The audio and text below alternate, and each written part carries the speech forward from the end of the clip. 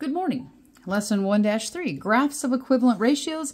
Today we're going to represent a collection of equivalent ratios as ordered pairs and then be able to graph them on a coordinate plane, okay? So you've been introduced to coordinate planes in previous years, so not all of this will be new. We'll go through this little learn here, though. I think this is a pretty valuable one to go through. You previously learned how to create a ratio table and extend it to finding equivalent ratios. You can also represent a ratio relationship by creating a table of ordered pairs. So your table that we previously had, our x value, which in our coordinate plane is your left to right number, and always comes first.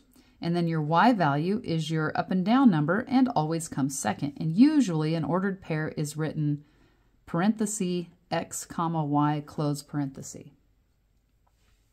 To make a simple salad dressing, you can use 3 cups of olive oil, for every 1 cup of vinegar. You can then add herbs, salt, blah, blah, blah, all the things.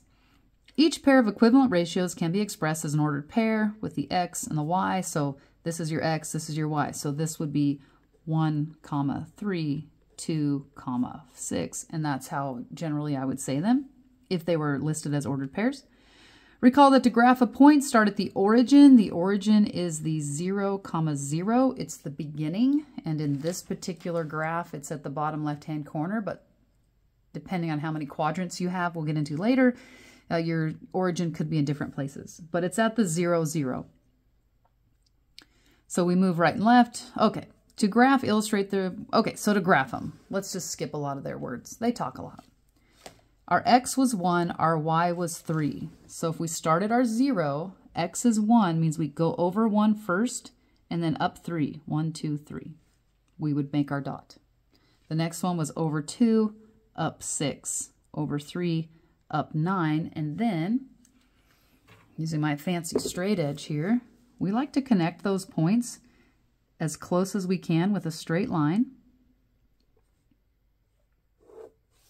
And lines always have arrows on each end. And if all those points fall in a straight line, if points fall on a straight line, comma, the points are equivalent. Remember, if I write, you write. So pause me if you have to, but get that written. That helps to get the information from your hand into your brain, right? And even saying it out loud absolutely helps. This is a big point of the whole lesson. If all of these points fall in a straight line, they're equivalent. If you had one that was wonky out here, that one, not equivalent. All right, let's try the check here under example 1. Ken's Home Supplies sells fencing that costs $14 for every 3 feet. $14 for every 3 feet. Now you might be asking, how did I know to do it in that order? 2 ways. 1, I peeked at the chart they'd already built, and the X was feet of fencing, so I knew that came first because your X comes before your Y. But also, the way it's said, 14 for every 3 feet, they want this to be the X, the one that comes second. I think it makes no sense, but we have to just learn to deal with it because that's how the world works. So 3 feet costs $14, okay? Generate the set of ordered pairs for the ratio relationship between the cost Y and the number of feet X for the total of 3, 6, 9, and 12 feet. 3, 6, 9, 12 feet. Then graph them. Okay, cool.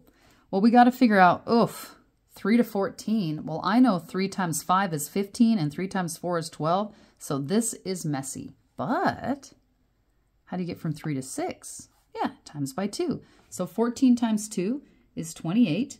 Yes, I knew that one in my head. I don't expect you to, but if you do, awesome. 3 times 3 gets you to 9. So we take the corresponding beginning, 14, and we're going to times it by 3. Actually, I don't know that one in my head, but we can do that. 14 times 3 is 42. And then start at the beginning again. 3 times 4 gets me to 12, so I'm going to times the 14 by 4 to get here. Apply the same action, the same relationship. 14 times 4 is 56. So we've created our equivalent ratios, which are now ordered pairs, and now we're going to graph them. And we'll see if they fall in a straight line. If they fall in a straight line, we did good.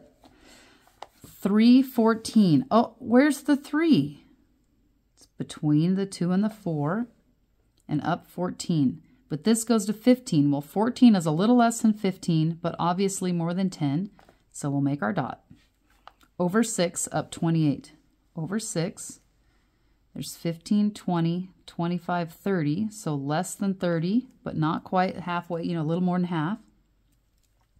9 and 42, 6, 7, 8, 9. Up 42, there's 42 probably. And finally 12 and 56, 10, 11, 12, and up to here's 55, so 56.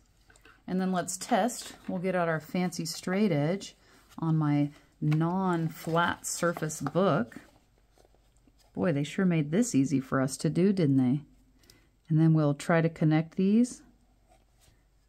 Yeah, I think that's good. They fell on a straight line. Okay, let's try.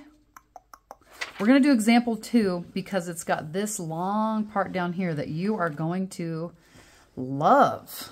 Love, love, love, because it's a lot of English. All right, so example 2. To make one batch of homemade modeling clay that can be used as arts and crafts, Sequoia mix the ingredients shown on the table. Ta-da! Graph the ratio relationship between the number of cups of water, Y, cups of water is going to be our Y, and cups of flour, X. Cups of flour is going to be our X for a total of 5 batches. Okay. They made a table, so we'll go ahead and use their table. Their X, they have the flour, and their Y, they have the water, and the first batch is 4 flour and 2 water. To make another batch, we'd times all that by 2. 4 times 2 is 8, 2 times 2 is 4. Then to make a third batch, take your original number times by 3. 4 times 3, 2 times 3. Your fourth batch, take your original number times by 4, and your fifth batch, your original number times by 5. Again, rewind that if you need me to repeat. And then we should graph all those, which they did. Over 4 up 2, because that's how it was in here. Over 4 up 2. Over 8 up 4. Over 12 up 6, etc., etc. They should fall on a straight line unless, the book company made a mistake. Arrowheads at each end, straight line. Yay for that. Here's the new part. And this happens in math, so just bear with us here, okay? But we have to take things from English. We have to convert them to Mathlish so we can do work with it. And then to get it back so people can understand it, we have to put it back into English. So far, we've been doing a lot of English to Mathlish. Very little then converting it back to English. But here we get to write a whole paragraph. This is how you describe the pattern.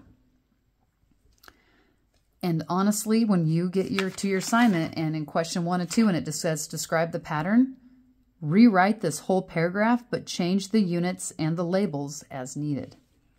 In the graph, the points appear to fall in a straight line. Check. That is true. Each new point is 2 units up. 1, 2. To get to my next one. 1, 2. To get to my next one. 1, 2. That checks out. From and 4 units to the right of 1, 2. That's only 2 units. But wait. See how these are labeled? Between 4 and 8 is 4 units. Okay, check. That's right. From the previous point. This means that the number of cups of water increases by 2, because it's going up to the water, as the number of cups of flour increases by 4 cups. And here they used the actual units. So that's how you go Mathlish to English. All right, you should be ready then for your practice. Good luck.